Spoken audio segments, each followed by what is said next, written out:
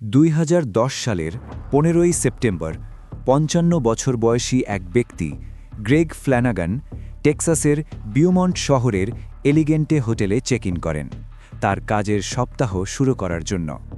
যৌবনে গ্রেগ সামুদ্রিক জাহাজে প্রধান প্রকৌশলী হিসেবে কাজ করতেন। তিনি মাসের পর মাস সাগরে কাটাতেন, কিন্তু মধ্যবয়সে এসে তিনি নিজের জীবনকে নতুনভাবে গড়ে তোলেন। এবার তিনি ল্যান্ডম্যান হিসেবে কাজ শুরু করেন। তার কাজ ছিল খনিজ সম্পদ ও জমির লিজ নিশ্চিত করা, যাতে সেখানে ড্রিলিং করা যায়। গ্রেগ ছিলেন রোগা কিন্তু ফিট দেখাতেন, যদিও তিনি কখনো ব্যায়াম করতেন না এবং সারাক্ষণ ধূমপান করতেন। তার মুখে ছিল ছোট করে ছাঁটা সাদা দাড়ি, আর তার ত্বক ছিল এমন রুক্ষ যেন একজন আজীবন বাইরের পরিবেশে থাকা মানুষের। প্রতি সোমবার সকালে গ্রেগ তার পিকআপ ট্রাক নিয়ে লুইজিয়ানার লাফায়েত থেকে টেক্সাসের বিউমন্ট পর্যন্ত প্রায় 2 ঘন্টার পথ পাড়ি দিতেন। তার কোম্পানি সবসময় তার জন্য সেই হোটেলে একটি রুম বুক করে রাখত। হোটেলটি খুব ভালোও না, আবার খুব খারাপও না, তবে গ্রেগের কাছে এসব কোনো ব্যাপার নয়। তার শুধু দরকার ছিল একটা বিছানা আর একটা টিভি। গ্রেগ রুমে ঢোকার পর ডান পাশের সঙ্গে সঙ্গে একটি বাথরুম ছিল। একটু ভেতরে গেলেই মূল ঘর, খুব সাধারণ সাজানো। সামনে একটি জানালা, যেখান থেকে নিচে ছোট একটি সুইমিং পুল দেখা যায়। চারপাশে সাজানো টবের গাছপালা। ডান দিকে দেওয়ালের পাশে একটি কুইন সাইজের বিছানা, আর বাঁ দেওয়ালে একটি টিভি। গ্রেগ তার একমাত্র সুটকেসটি ঘরের ভেতরে এনে বিছানার পায়ের কাছে রাখলেন। তিনি সেটি খুললেন এবং যে সব শার্ট কুঁচকে যেতে দিতে চান না সেগুলি বের করে আলমারিতে ঝুলিয়ে রাখলেন। এরপর একটি কাপড়ের ব্যাগে রাখা তার টয়লেট্রিজ বের করে সেটি বাথরুমের তোয়ালে রাখার রডে ঝুলিয়ে দিলেন। তারপর তিনি তার অনেক পুরনো বাদামি বুট আর ফিকে নীল জিন্স খুলে ফেললেন এবং পায়জামা পরে নিলেন। যখনই গ্রেগ এলিগেন্টে হোটেলে থাকতেন, তিনি খুব কমই রুমের বাইরে বেরোতেন। নিচে একটি বার ছিল, কিন্তু তিনি তেমন মদ্যপান করতেন না বা মানুষের সঙ্গে মিশতেন না। তিনি বরং একা নিজের রুমে চুপচাপ টিভি দেখতে বেশি পছন্দ করতেন। সেদিন রাতেও তিনি এয়ার কন্ডিশনিং পুরোপুরি চালু করে দিলেন, যাতে রুমটা যতটা সম্ভব ঠান্ডা থাকে, কারণ তিনি খুব ঠান্ডা ঘরে ঘুমাতে পছন্দ করতেন। এরপর তিনি বিছানায় উঠে 2টা বড় বালিশ মাথার পেছনে দিয়ে হেলান দিয়ে বসলেন। তারপর একটি তোয়ালে নিয়ে পাশে বিছিয়ে রাখলেন, আর তার ওপর রাখলেন তার অ্যাশট্রে, সিগারেট, লাইটার, ফোন, টিভির রিমোট এবং একটি চকলেট বার। এরপর তিনি টিভির রিমোট তুলে চালু করলেন। চ্যানেল ঘোরাতে ঘোরাতে শেষমেশ আয়রন ম্যান 2 চলছিল এমন একটি চ্যানেলে থামলেন। তিনি ভাবলেন এটাই ঠিক আছে। রিমোটটা রেখে তিনি চকলেট বারটি খুলে একটি টুকরো খেলেন। তারপর একটি সিগারেট ধরালেন এবং ধূমপান করতে শুরু করলেন। পরের দিন সকালে গ্রেগের স্ত্রী সুজি তার স্বামীর কাছ থেকে কোনো ফোন পাননি, অথচ প্রতিদিন সকালে গ্রেগ তাকে ফোন করতেন। এটাই ছিল তাদের নিয়ম, তাই এটি ছিল তাদের রুটিনের একটি বড় ব্যতিক্রম। সুজি তখন তাকে ফোন করার চেষ্টা করলেন, কিন্তু ফোন বেজেই চলল, গ্রেগ ধরলেন না। এরপর তিনি বিউমন্ট অফিসে ফোন করলেন, সেখানেও কেউ ধরল না। কিছুক্ষণ পর দ্বিতীয় বা তৃতীয়বার ফোন করার পর গ্রেগের সহকর্মীরা ফোন ধরে। তারা জানায় গ্রেগ আজ অফিসে আসেনি, এখনও পৌঁছায়নি। এটা শুনে সুজির আরও দুশ্চিন্তা বাড়ে। তার মনে হয় কিছু একটা সমস্যা হয়েছে, তাই তিনি অনুরোধ করেন, আপনারা কি দয়া করে ওর রুমে গিয়ে দরজায় নক করে দেখে আসবেন সে ঠিক আছে কিনা। সহকর্মীরা রাজি হয়। 2 জন সহকর্মী হোটেলে গিয়ে গ্রেগের রুমের দরজায় নক করে, কিন্তু ভেতর থেকে কোনো সাড়া পাওয়া যায় না। তখন তারা নিচে গিয়ে ম্যানেজারকে নিয়ে আসে। ম্যানেজার দরজা খুলে দিলে তারা ভেতরে ঢুকে সঙ্গে সঙ্গেই দেখতে পায় গ্রেগ রুমের মাঝখানে মৃত অবস্থায় পড়ে আছেন। তার শরীরের ভঙ্গি দেখে মনে হচ্ছিলই তিনি প্রথমে হাঁটু গেড়ে পড়েছিলেন, তারপর সামনে মুখ থুবড়ে পড়ে যান। তার বাম হাত শরীরের নিচে চাপা পড়েছিল, আর আশ্চর্যজনকভাবে তার বাম হাতের 2 আঙ্গুলের মধ্যে এখনও একটি সিগারেট ধরা ছিল, যেটি পুরোটা পুড়ে ছাই হয়ে গিয়েছিল, কিন্তু হাত থেকে পড়েনি। রুমটা অস্বাভাবিকভাবে গরম ছিল, আর গ্রেগের ত্বক ধূসর নীলচে রঙের হয়ে গিয়েছিল। এই দৃশ্য দেখে সহকর্মীরা সঙ্গে সঙ্গে 911-এ ফোন করে। কিছুক্ষণ পর অ্যাম্বুলেন্স এসে পৌঁছায়, আর তার কিছু পরেই ডিটেকটিভ স্কট অ্যাপেল তার গাড়িতে করে ঘটনাস্থলে আসেন। অ্যাপেল ছিলেন খাঁটো কিন্তু খুব ফিট। তার রূপালী চুল ছিল, যা তিনি স্পাইক করে রাখতেন। দেখলেই বোঝা যায় তিনি একজন পুরোদস্তুর পুলিশ অফিসার, আর প্রায় 24 ঘন্টাই কাজ করতেন। তিনি রুম 348-এ ঢুকে দেখেন কোনো ভাঙচুরের চিহ্ন নেই, কিছুই এলোমেলো নয়, গ্রেগের শরীরেও কোনো রক্ত বা বড় কোনো আঘাতের চিহ্ন নেই, শুভ মুখে হালকা একটা ঘষা লেগেছিল, সম্ভবত পড়ে যাওয়ার সময় কার্পেটে লেগে। ডিটেকটিভ চারপাশে খুঁজে দেখেন। গ্রেগের জিন্সের পেছনের পকেটে তার ওয়ালেট ছিল, আর তাতে অনেক ডলার ছিল। কিছুই নেওয়া হয়নি, তাই তিনি ডাকাতির সম্ভাবনা বাতিল করেন। এরপর তিনি করিডোরে গিয়ে পাশের রুমের লোকজনদের জিজ্ঞাসাবাদ করেন।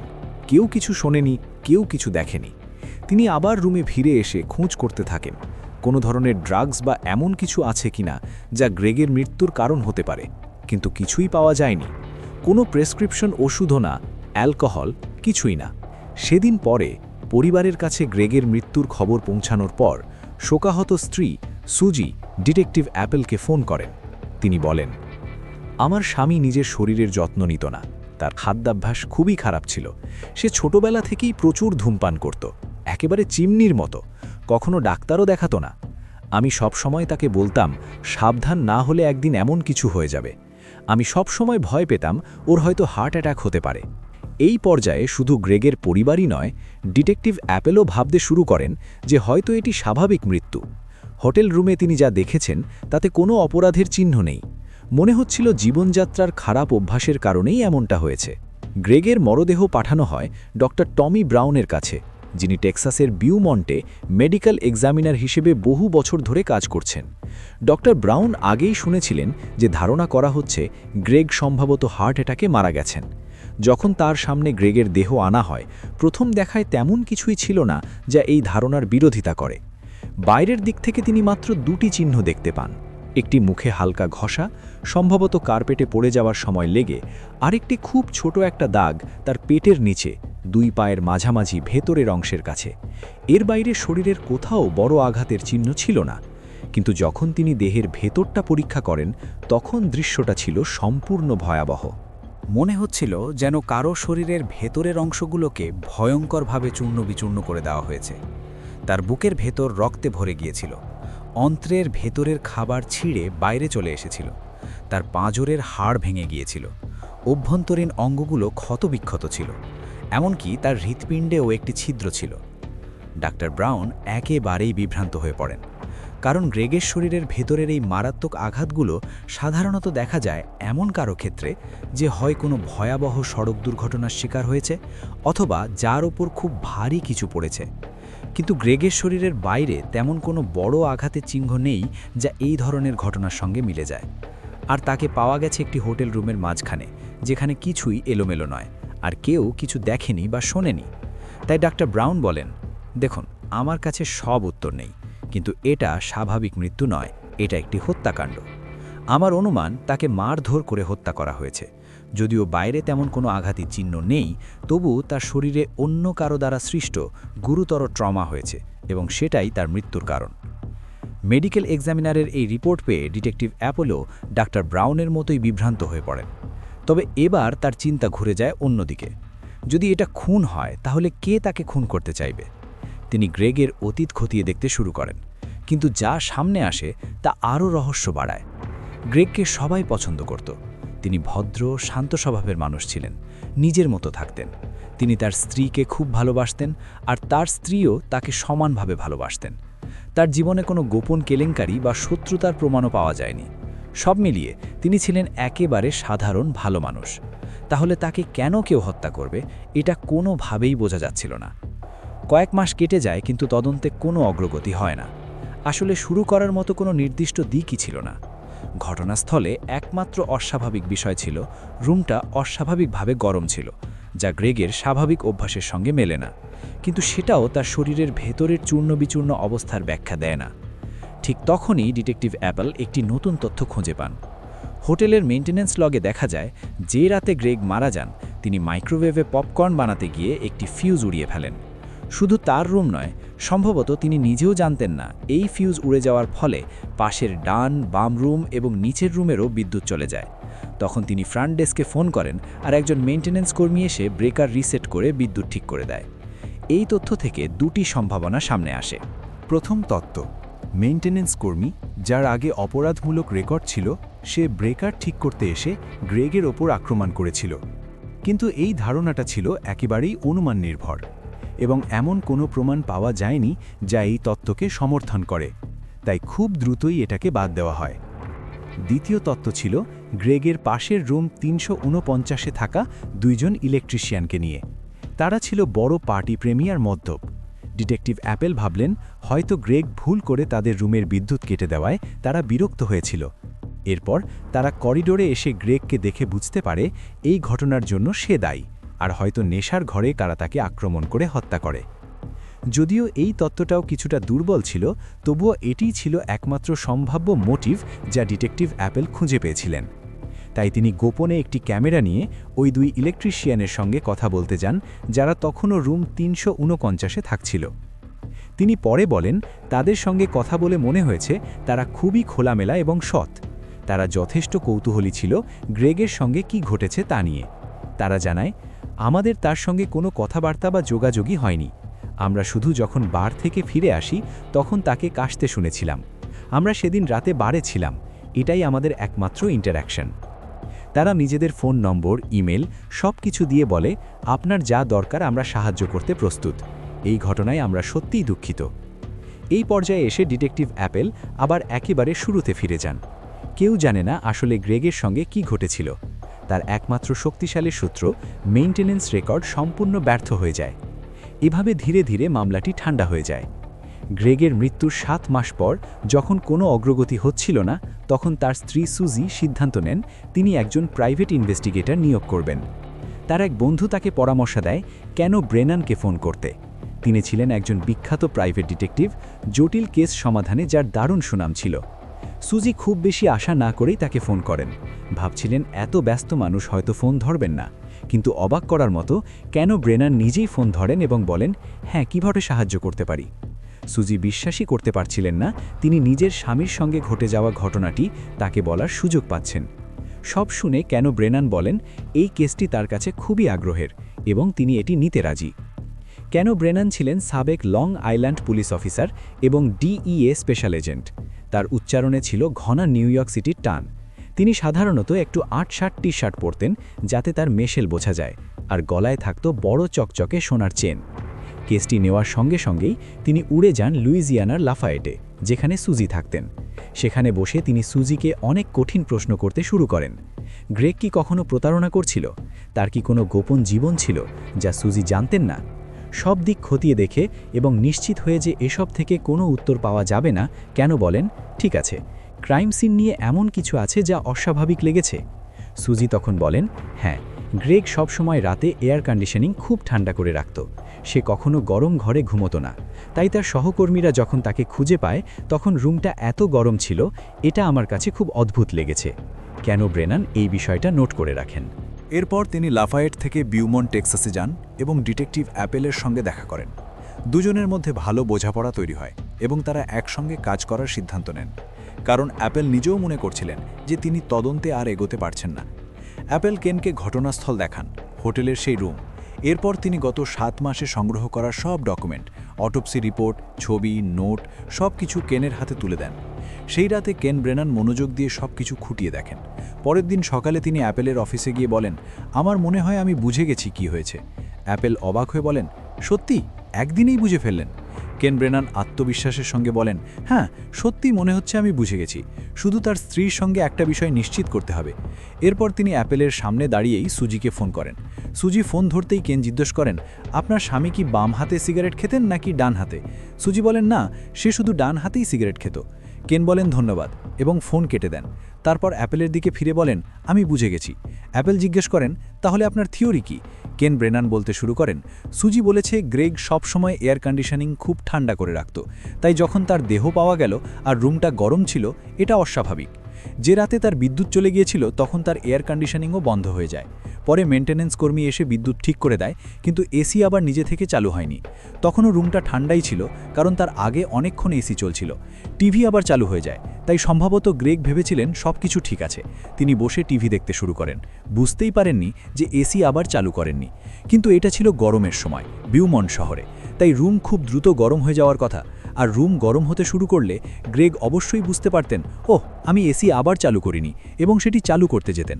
তাহলে যেহেতু এসি চালু ছিল না এবং বিদ্যুৎ রাত 8:30টায় ফিরে আসে, তাই ধরে নেওয়া যায় গ্রেগ 8:30 থেকে 9টার মধ্যেই মারা গেছেন, কারণ তার আগেই তিনি মারা গিয়েছিলেন, রুম গরম হওয়ার আগেই। অ্যাপেল বলেন, ওয়াও, এটা বেশ ইমপ্রেসিভ, কিন্তু এতে তো বোঝা যাচ্ছে না সে কিভাবে মারা গেল বা কে তাকে হত্যা করল। কেন ব্রেবন হাত তুলে বলেন, আমি পুরো ছবিটা তৈরি করছি। আমরা জানি সে 8:30 থেকে 9টার মধ্যে মারা গেছে, আর আমি মনে করি না তাকে মারধর করে হত্যা করা হয়েছে। অনেকেই সেটা ভাবতে চায়, কারণ সেটাই একমাত্র যুক্তিসঙ্গত ব্যাখ্যা মনে হয়, কিন্তু আমি বলছি এটা ঠিক না। তিনি ব্যাখ্যা করেন, কারণটা হলো সেই সিগারেট। আমরা সেটি তার বাম হাতে পেয়েছি, কিন্তু তার স্ত্রী বলেছে সে সব সময় ডান হাতে সিগারেট খেত। তাই আমার ধারণা রাত 8:30টার দিকে বিদ্যুৎ ফিরে আসে, টিভি চালু হয়, গ্রেগ এসি চালু না করেই বিছানায় বসে টিভি দেখতে থাকে। সে ডান হাতে সিগারেট ধরিয়ে ধূমপান করছিল।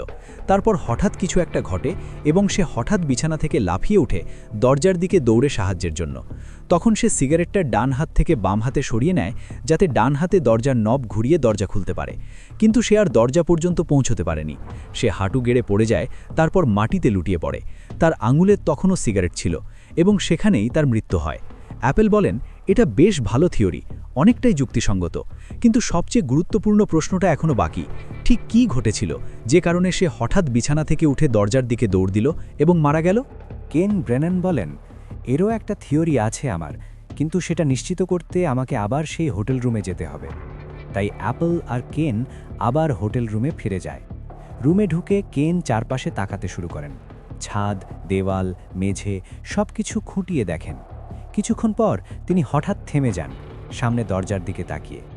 দরজার দিকে তাকিয়ে দেয়ালের একটি জায়গায় আঙুল দেখিয়ে বললেন, ওখানে। অ্যাপল তাকিয়ে দেখলেন দেয়ালের ওই অংশে যেন কিছু মেরামতের কাজ করা হয়েছে, ঠিক সেই জায়গায় যেখানে দরজা খুললে ডোর নব গিয়ে দেওয়ালে লাগে। অ্যাপল বললেন, ওটা তো ডোর নবের দাগ। কেন তখন দরজাটা পুরো খুলে দেখালেন।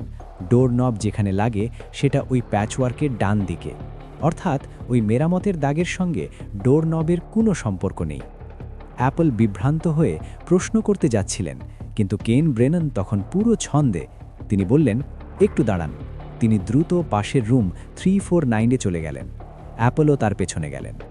ওই রুমে ঢুকে কেন দেওয়ালে হাত বোলাতে শুরু করলেন। কিছুক্ষণ পর তিনি থামলেন, তারপর আঙুল দিয়ে দেয়ালের একটা নির্দিষ্ট জায়গায় চাপ দিলেন। অ্যাপল দেখলেন তার আঙুল দেওয়ালের ভেতরে ঢুকে গেল। আসলে সেখানে ছোট্ট একটা গর্ত ছিল, যা টুথপেস্ট দিয়ে ভরাট করে রাখা হয়েছিল। কেন ব্রেনান সেটাকে চাপ দিয়ে ভেতরে ঢুকিয়ে দিলেন। এরপর ক্রাইম সিন ইনভেস্টিগেশন টিমকে ডাকা হয়। তারা দেওয়ালের দুই পাশ খুব সতর্কভাবে খুঁড়ে পরীক্ষা করে। তারপর রুম 349 থেকে গ্রেগের রুমের দিকে একটি লেজার লাইট ছোড়া হয়। লেজারের সরল রেখা ঠিক সেই জায়গায় গিয়ে মেলে যেখানে গ্রেগ বিছানায় বসে সিগারেট খাচ্ছিলেন, চকলেট খাচ্ছিলেন এবং টিভি দেখছিলেন। সব কিছু পরিষ্কার হয়ে গেল। কেন ব্রেনান এবং অ্যাপল আবার ডক্টর ব্রাউনের কাছে যান এবং বলেন, আপনি একটা বিষয় মিস করেছেন। গ্রেগকে গুলি করা হয়েছিল। দুর্ভাগ্যজনকভাবে তখন পর্যন্ত গ্রেগের দেহ দাহ করা হয়ে গিয়েছিল, তবে অটোপসির ছবিগুলো ছিল। সেগুলো খুঁটিয়ে দেখে বোঝা যায় যে ছোট্ট দাগটা তার কুঁচকির কাছে ছিল, সেটাই আসলে গুলির প্রবেশের চিহ্ন। আর তার হৃৎপিণ্ডে যে ছিদ্র ছিল সেটিও গুলির গতিপথের সঙ্গে পুরোপুরি মিলে যায়। ডক্টর ব্রাউন বুঝতে পারেন তিনি ভুল করেছিলেন। এরপর তিনি অটোপসি রিপোর্ট সংশোধন করে এটিকে গুলিবিদ্ধ হয়ে মৃত্যু হিসেবে উল্লেখ করেন। এরপর কেইন এবং ডিটেকটিভ অ্যাপল আবার রুম 349-এর একজন ইলেকট্রিশিয়ানকে জিজ্ঞাসাবাদ করেন। তার নাম ছিল ল্যান্স, কারণ গুলিটি ওই রুম থেকেই ছোড়া হয়েছিল। তাকে ডেকে এনে তারা বলেন, এটা সম্পূর্ণ রুটিন ব্যাপার। গ্রেগের মৃত্যুর 7 মাসেরও বেশি সময় হয়ে গেছে, তাই আমরা সব সাক্ষীদের কাছ থেকে একটি লিখিত বিবৃতি নিতে চাই, যাতে তারা নিশ্চিত করে তারা কি দেখেছে বা দেখেনি। তারা একটি স্টেটমেন্ট তৈরি করে রেখেছিল, যা তার আগের বয়ানের সঙ্গেই মিল ছিল। তারা জিজ্ঞেস করে, তোমার আগের কথায় কোনো পরিবর্তন আছে নাকি এটিই পুরো সত্য? ল্যান্স বলে, হ্যাঁ, এটিই সত্য, আমি কিছুই জানি না, জানলে ভালো হতো, আমি দুঃখিত।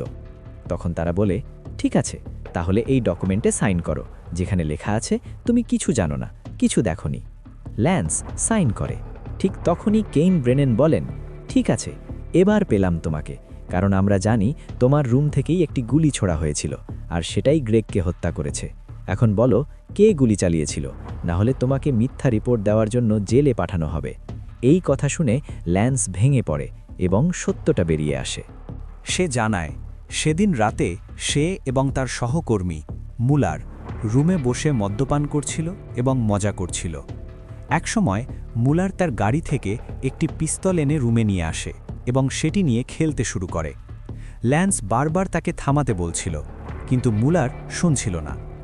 একসময় মুলার বন্দুকটি ল্যান্সের দিকে তাক করে। তখন ল্যান্স সেটাকে সরিয়ে দেওয়ার চেষ্টা করে। এতে বন্দুকটি তার হাত থেকে পড়ে যায়। মেঝেতে পড়ার সঙ্গে সঙ্গে হঠাৎ গুলি ছুটে যায়। তারা দেখে গুলিটি দেওয়াল ভেদ করে পাশের রুমে চলে গেছে, গ্রেগের রুমে। তারা দুজনই থমকে যায়। তারপর তারা চুপচাপ দাঁড়িয়ে শোনার চেষ্টা করে কেউ কোনো প্রতিক্রিয়া দেখায় কিনা, কিন্তু অনেকক্ষণ কোনো শব্দ না পেয়ে তারা ধরে নেয় পাশের রুমে কেউ ছিল না। তাই তারা কিছু না ভেবেই রুম ছেড়ে বাইরে বারে চলে যায়। তারা একবারও ভাবেনি ওই রুমে কেউ আছে কিনা বা গিয়ে দেখে আসা উচিত কিনা। পরে যখন তারা ফিরে আসে তখন তারা গ্রেগের রুম থেকে কাশির শব্দ শুনতে পায়। এতে তারা আরও নিশ্চিত হয়ে যায় যে গুলির সময় গ্রেগ রুমে ছিল না, সে একেবারেই ঠিক আছে আর তারা নিরাপদ। পরের দিন যখন তারা দেখে গ্রেগের মরদেহ বের করে নিয়ে যাওয়া হচ্ছে, তখন প্রথমে তাদের মনে হয়, ওহ না, এটা কি আমাদের জন্যে হয়েছে? কিন্তু তখন তারা ডিটেকটিভ অ্যাপেলকে লোকজনের সঙ্গে কথা বলতে শোনে। আমরা মনে করছি এটা স্বাভাবিক মৃত্যু, সম্ভবত হার্ট অ্যাট্যাক। এটা শুনে তারা স্বস্তির নিঃশ্বাস ফেলে। উফ, এটা আমাদের কারণে নয়। তারা সত্যিই বিশ্বাস করতে শুরু করে যে একই দিনে তারা ভুল করে একটি গুলি ছুঁড়েছে, আর আলাদা করে গ্রেগ হার্ট অ্যাটাকে মারা গেছে। এটা শুধু কাকতালীয়। তবে ল্যান্স স্বীকার করে মনের গভীরে কোথাও না কোথাও তাদের দুজনেরই সন্দেহ ছিল। তারা বুঝতে পেরেছিল যে এই ঘটনার সঙ্গে তাদের কিছু একটা জড়িত থাকতে পারে। তাই তারা নিজেদের ট্র্যাক ঢাকার চেষ্টা করে, দেওয়ালের গর্ত বন্ধ করতে টুথপেস্ট ব্যবহার করে, বন্দুকটিকে লুকিয়ে রাখে এবং ইচ্ছাকৃতভাবে পুলিশকে গুরুত্বপূর্ণ তথ্য জানায়নি। অবশেষে মুলার, যিনি বন্দুকটির মালিক ছিলেন, সেই ব্যক্তি যিনি সেই রাতে বন্দুকটি ঘুরিয়ে ফিরিয়ে দেখাচ্ছিলেন এবং যিনি সত্যিই বন্দুকটি ফেলে দিয়েছিলেন, তার বিরুদ্ধে ম্যানস্লটার, অবহেলাজনিত হত্যা এর অভিযোগ আনা হয় এবং তাকে 10 বছরের কারাদণ্ড দেওয়া হয়।